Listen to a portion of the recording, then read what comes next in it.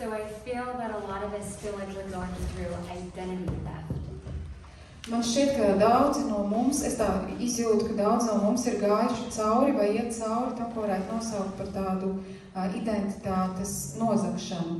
Recognition of what was I made for, what is my identity, and what was I made for. Un tas ir par to, ka mums ir jāatzīst vai jāatpazīst par to, kam es esmu radīts, kāds es esmu radīts. And sometimes it's nice to go back to the beginning, because in the Bible we begin with the beginning, Genesis. Un ir vērts doties uz sākumiem, un tas nozīmē arī doties uz radīšanas grāmatu svētajos rakstos. And what's so beautiful is God begins with himself and he says, I made them in my image and likeness. I made them male and female. Un tas ir skaisti, ka Dievs iesākumā saka, es viņus radīju pēc savas līdzības, es viņus radīju sievieti un vīrieti. And what's so beautiful about the Bible is God is so intentional of how he creates the story and the sequence of the story, beginning with man. Un tas ir arī apbrīnojami, kā Dievs Bībelē atklāja sevi, kā viņš ļoti mērķiecīgi rada un kā viņš sāk ar cilvēku. So I want to begin with what is the heart of man. I'm so inspired to see the men that are here.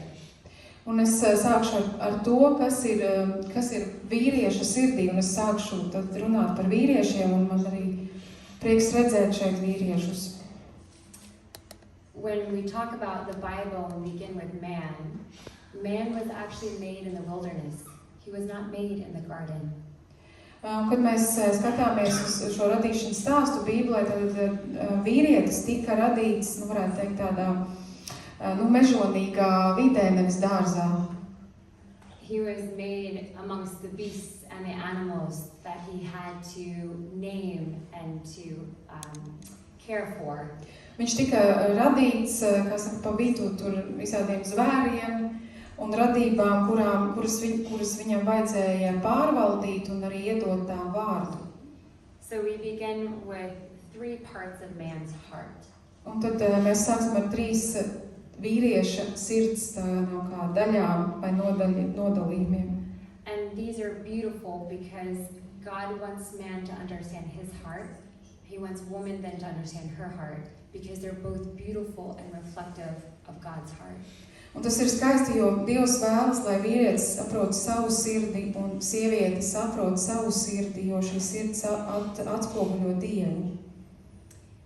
Man has an innate desire for adventure and exploration. Un vīriešos ir tāda jau ielikta, varētu teikt, iedzīta vēlme pēc piedzīvojumiem un pēc tādas, izzināt, izpētīt.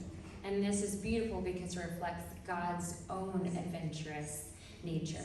Un tas ir skaisti arī tāpēc, ka tas atklāja arī paša Dieva tādu dabu, kas ir vērsta uz tādu piedzīvošanu, piedzīvojumiem. And we see this when men are drawn to challenges and risks and the unknown. Un mēs to redzam arī skatoties uz to, ka vīriešus bieži pievēl kaut kādi izaicinājumi un riski, un viņi ir azarts. Men also have a heart for battle. They have a natural inclination to fight for what they believe in. Un vīriešos ir arī ielikta tāda nosliece, labā ziņā cīnīties, ka viņos ir šī tieksme cīnīties par to, kas ir svarīgs. They don't just fight in physical battles, but they stand up for justice and protecting loved ones. Viņi izcīna ne tikai fiziskas cīņas, bet viņi cīnās arī par taisnību un par to, lai aizstāvētu tos, kurus viņi mīl. And then man also has a desire for beauty and to pursue and protect women and those who are vulnerable. Un otra lieta, ka vīriešos ir arī šī tāda ielikta tāda abrīna par skaistumu un vēlme aizsargāt sievieti, kas viņam ir uzticēta. And that's beautiful because God commands it of man in the beginning. He is made in the wild, then he is placed in the garden, and he is told to care and protect it. Un tas ir skaisti, jo Dievs viņam ir, to varētu teikt, pat pavēlējis aizstāvēt, aizsargāt un rūpēties par sievieti, jo viņš tad vīrieti radītajā varētu teikt, tādā mežonīgumā, un tad ielika viņu dārzā, kur viņš radīja sievieti, par kuru vīrietim jārūpējas. And then when that is understood, then it is woman who is made. It is her that then can come along. She is the one that is made in the garden where there is order and protection. Un tā tiek radīta sieviete dārzā, kur jau ir gan tāda sakārtotība, gan kur jau ir arī aizsardzība, ko dod vīrietis. God made creation in the ascending order of beauty. So woman is the apex, she's the crown jewel of creation, and man is to protect and provide and protect her. Un tas, kā Dievs ir iekārtojis radību, ir tā, ka sieviete, tajā savā skaistumā pilnībā ir tā kā tāds, tas augstākais punkts, un vīrietis ir, lai viņu aizsargātu. So the parts of a woman's heart that is also reflective of God in the feminine is that we were ordered to be pursued by man. Un tas ir arī ielikts sievietes sirdī, ko Dievs tad radot sievieti ielicis viņas sirdī, ir tās ilgas un vēlmi, lai vīrietis pēc viņas tiektos. Because we are God's crown jewel, beauty is more than just appearance, it's the essence of our being. Bet mums kā radības kronim arī jāsaprot, ka skaistums tas neatiecas tikai uz ārienu, tas attiecās uz mūsu dabu, uz mūsu iekšējo dabu. And what's so beautiful is God gave women specifically the ability to procreate the image and likeness of God. Un kas ir īpaši, ka Dievs deva sievietei tātad spēju dot dzīvību, dot dzīvību jauniem, dot dzīvību cilvēkam, tātad prokreē turpināt dzimtu. Yeah. And what's so beautiful is He made man and He made woman, but what's so beautiful is how He created woman. He did not take the bone from the head of man. He didn't take the bone from the foot of man. God took the rib because she is His co-equal, His partner. Un arī skaisti, ja mēs skatāmies uz to, kā Dievs radīja sievieti, viņš paņēma nevis kaulu no vīrieša galvas vai no vīrieša pēdas, bet viņš paņēma šo tieši no ribas. And then so there's this complementary, beautiful fit that God had envisioned for man and woman, and to be with Him in relationship. Un tad mēs tajā redzam šo tādu salikumu, kā Dievs ir redzējis, ka vīrietim un sievietei jābūt vienotiem šādā veidā, un tāpat cilvēkam ar Dievu jābūt vienotam. So, unfortunately, what happens is man didn't protect woman, and woman disobeyed God, and there was this falling, there's a disorder that was created. Un, diemžēl, ir tā, ka sieviete nepaklausīja Dievu, vīrietis neaizstāvēja sievieti, un tika izjaukta tā Dieva iedibinātā kārtība. But what's so beautiful is that we learn that God so desperately desires us to be healed, and in that healing comes reconciliation with ourselves and God. Bet kas ir skaisti, ka Dievs grib mums dāvāt dziedināšanu, un šī dziedināšana nozīmē tajā skaitā arī izlīgšanu savā sirdī. And we see this in the Bible where Mary becomes the new Eve, because while Eve took the fruit, Mary gives the fruit of her womb. Un mēs to redzam arī svētajos rakstos, piemēram, ja Ieva bija tā, kas paņēma, nopulca augli, paņēma šo aizliegto augli, tad Marija tieši pretēji. Viņa nesa savās miesā šo augli un deva to pasaulē. And what's so beautiful is from that fruit is Jesus, and Jesus becomes the new Adam. And whereas the tree was a symbol of destroying that order with God, Jesus becomes nailed to the tree, which restores man back to God. Oh, sorry. Okay. So Jesus becomes the new Adam. Tad Jēzus kļūst par jauno Ādamu. And where the tree was a symbol for the broken relationship between man and God. Un ja tas koks, no kura tika noplūkts auglis, ja tas ir kā simbols tam, kā attiecības starp Dievu un cilvēku tika iedragātas. God chooses to redeem that by being crucified and nailed to the tree. Dievs izvēlējās šo plaisu novērst, ļaujot Dieva dēlu piesist krustā. And in doing so, he also redeems what man is called to be, which is protector, and to sacrifice his life for the good of the other. Un caur krustu upuri patiesībā tiek arī tā kā samierināts vai izlīdzināts tas, par ko vīrietim patiesībā ir jābūt, kādam ir jābūt vīrietim, ka vīrietim ir jābūt tam, kurš aizsargā. And what's so beautiful is constantly we see how God wants to encounter us in our brokenness on our own journeys through every encounter in the Bible.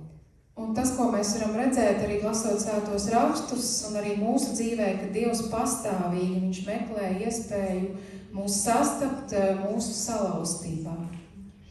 When we are constantly living in our addictions and our sins, we are away from our natural heart, our natural nature.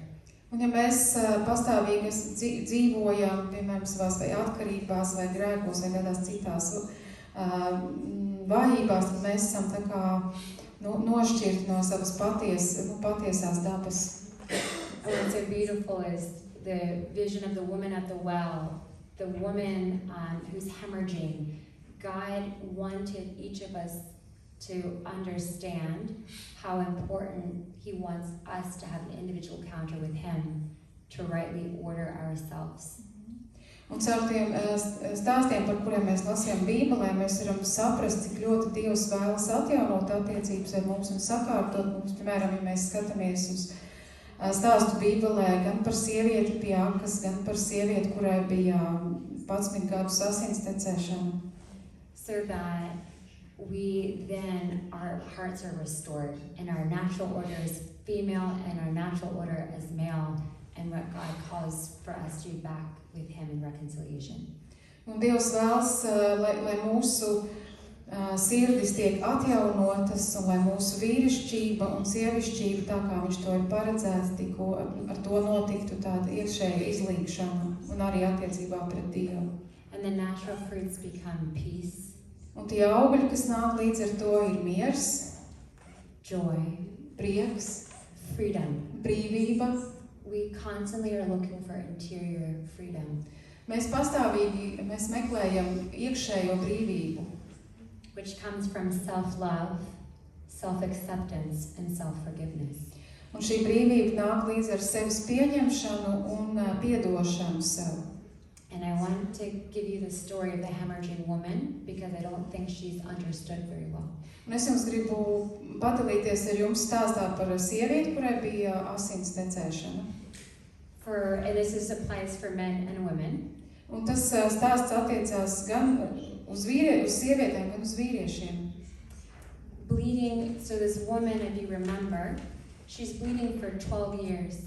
Tad, ja jūs atceraties, tad šī sieviete, viņai bija asins tecēšana 12 gadus. That means that she was seen as unclean and nobody wanted to be around her. Tas nozīmē, ka visi viņu uzlūkoja kā nešķīst un neviens nevēlējās būt viņas tuvumā. She was an outcast, she was unwanted. Viņa bija tā, kuru negribēja, viņa bija tā, kura bija tā kā izslēgta un izstumta. And she spent all her money trying to heal. Un viņa bija iztērējusi visu savu mantību, cenšoties izārstēties. So finally you can imagine she's going every year doctor to doctor trying to heal herself. Un jūs varat iztēloties, kā viņa visus šos gadus bija gājis pie viena ārsta, pie otra ārsta un tā tālāk, cenšoties cenšoties būt dziedināta. And finally she hears about Jesus. Un visbeidzot viņa dzirdēja par Jēzu. And so she, who's been living in isolation, wants to come see Jesus despite there being thousands of people. Un viņa, kura bija pieradusi, ka viņa tiek vienmēr izolēta un atšķirta no visiem, viņa tomēr nāk, lai sastaptu Jēzu, kaut gan viņa zināja, ka tur noteikti būs tūkstošiem citu cilvēku. And so she goes and she's dirty, she's filthy from being an outcast, she's ashamed, she has, been humiliated. Un tātad viņa ir sieviete, kas ir tikusi ilgstoši pazemota, izstumta, uzskatīta par nešķīstu. and she finds him on her knees and she pulls on that little piece of fabric. Un viņa tad nonāk viņa tuvumā uz ceļiem un satver viņa apģērba strēmeli vai pieķerās viņa Jēzus apģērbam. And what's so beautiful is Jesus stops. He doesn't keep moving. He wants to see the face of the person who touched him. Un kas ir skaisti, ka Jēzus tajā brīdī apstājas. Viņš neturpina iet, bet viņš grib redzēt tā cilvēku seju, kurš viņam ir pieskāries. And you can imagine he gets down on his knees because he wants to look in her eyes. He wants to see her face. Un jūs varat arī iztēloties, ka Jēzus pats pietupjas, lai redzētu šīs sievietes seju, lai ieskatītos viņas acīs. And he calls her to healing, to being restored. Un viņš viņai pasludina, ka viņa ir dziedināta. What's so beautiful is that bleeding can represent so many things in our own life. Un ir tā, ka šīs sievietes, tas, kas viņai bija asiņošana, šī asins tecēšana, tas var atspoguļot daudzas lietas, kas ir mūsu pašu dzīvēs. It could be the sins that we just keep committing over and over. Tie var būt grēki, kurus mēs atkal un atkal atkārtojam. It can be the addictions that are invisible to others but known to us. Tas var būt atkarības, kuras iespējams citiem ir neredzamas, bet mēs paši iekšienē par viņām labi zinām. It can be the unforgiveness that keeps us isolated from our family and our friends. Tā var būt nepiedošana, kas mūs patur tādā kā izolācijā vai nošķirtībā no ģimenes un draugiem. But what's so beautiful is, for me, it's so representative of our constant need to encounter Jesus. Bet tas, par ko vēl man šis stāsts ir par to, ka mums nemitīgi ir vajadzība, cik ļoti liela ir mūsu vajadzība sastapt Jēzu. That no matter how many years, how many months, how many days you're struggling. Neatkarīgi no tā, cik gadus, mēnešus vai dienas mēs esam mēģinājuši cīnīties ar kaut kādām grūtībām.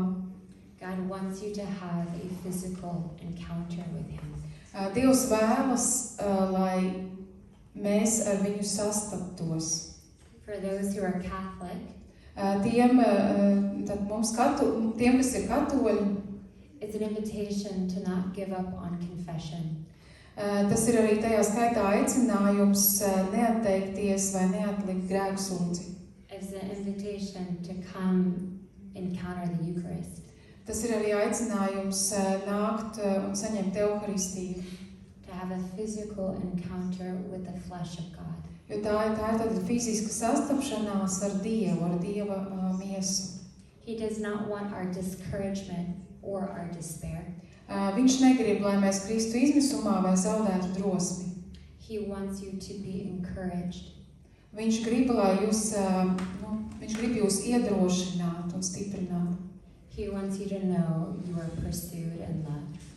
Viņš grib arī, lai jūs zinat, viņš grib, lai jūs zinat, ka jūs tiekat mīlēti un ka pēc jums ilgojas. That you will encounter His heart, which is the heart of the Father. Jo viņš grib, lai jūs sastaptos ar viņa sirdi, kas ir Tēva sirds. And in that you will encounter your authentic identity. Un tajā jūs sastapsieties ar savu vai atklāsiet savu patieso identitāti. Do not be afraid. Nebīsties, but be reassured. Bet turiet stipru prātu. Because ultimately this world is not thy home. Jo galu galā šī pasaule nav mūsu mājas vai mūsu pēdējās mājas. This world is thy ship. Šī pasaule drīzāk ir kā kuģis, to our ultimate home. Ar kurā mēs dodamies uz savām īstajām mājām, šīm galīgajām mājām. And so long as you have breath in your lungs, Un kamēr vien jūs elpojat, you have this incredible opportunity jums ir brīnišķīga iespēja to encounter your authentic identity here with God. Atklāt savu patieso identitāti kopā ar Dievu. And then your mission Un tad arī savu misiju is to make the invisible reality of God visible. Un savā ziņā tad jūsu misija ir padarīt neredzamo realitāti kopā ar Dievu par redzamu realitāti. Because you will be seen as joyful. Jo tad jūs būsiet priecīgi, free, brīvi, and encouraging and compassionate for others. Un jūs būsiet tādi, kas varēs iedrošināt un stiprināt citus. It's a long journey, Tas ir garš ceļojums, and we will constantly be needing to encounter God throughout our entire lives. un mums dzīves gaitā nemitīgi vajadzēs sastapties ar Dievu. And that's okay. Un tā tam arī jābūt ir. That is good, Tas ir labi, because that is our path. Our path. jo tas ir tas ceļš, pa kuru mums jāiet. Thank you. Paldies! Lūksimies Dievu Tēvu un Dēlu un Svētā gara vārdā. Amen. Heavenly Father, Debesu Tēvs, thank you paldies Tev, for allowing us ka Tu ļauj mums to come together. nākt kopā. We ask Mēs Tevi lūdzam. for your healing anointment in our hearts. Mēs lūdzam Tavu dziedināšanu un svaidījumu mūsu sirdīs. Father, you know our wounds. Tēvs, Tu zini mūsu ievainojumus. You know what we grieve. Tu zini, par ko mēs skumstam. You know our sins. Tu zini mūsu grēkus. But you are our Father, Bet Tu esi mūsu Tēvs. and you are constantly seeking us, Un Tu mūs nemitīgi meklē, finding us, atrod, and asking us un Tu mums lūdz, to just be resting in your presence, lai mēs vienkārši esam mierā un atpūtā Tavā klātbūtnē. to rest in your mercy, Atpūsties Tavā žēlsirdībā. to just sit in your lap Sēdēt Tev klēpī and allow us to be hugged by you. un ļaut, lai Tu mūs apskauj. Father, we often define our worth by what we do. Tēvs, mēs bieži savu vērtību saistām ar to, ko mēs darām. But you want us to know we are to be defined by worth by who we are.